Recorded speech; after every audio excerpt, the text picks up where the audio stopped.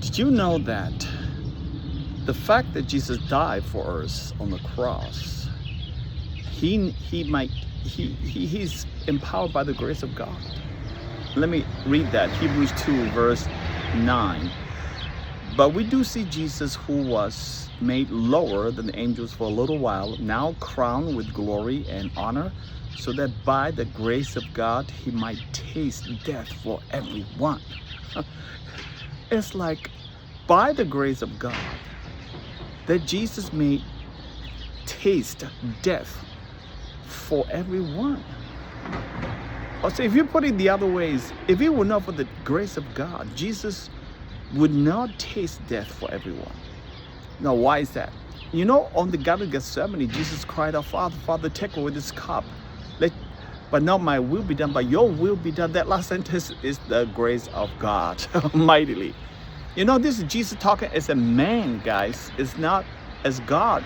His struggle is God, man.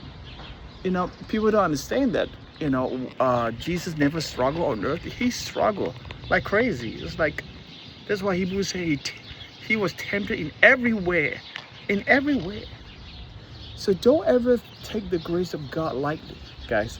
When Hebrews 2 says, Hebrews 12 said, do not see to it that no one falls short of the grace of God, and that no bitter root grows up that causes trouble and defile many. You know, bitter root causes trouble, a lot of trouble. People quarrel. Christian believers quarrel with one another, refuse to talk to one another.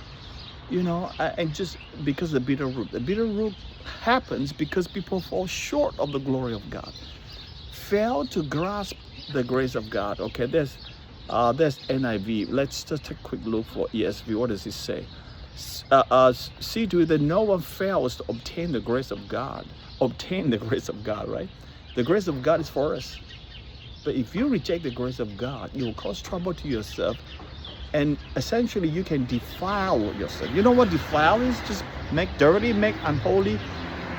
That's what happened to backsliding Christians to a certain extent, that they defile themselves so hard to come back because the root of bitterness has gone in there because they missed the grace of God. You know, if you approach Christianity legalistically, with legalism, and try humanly to doing the things, you will miss the grace of God. If you miss the grace of God, you miss Jesus altogether. You and I need the grace of God. Even Jesus needed the grace of God to die for us. Can you believe that? Just to die. I thought it'd be the other way around. Need the grace of God to be spared from death. No. But for Jesus, he needed the grace of God to die for us.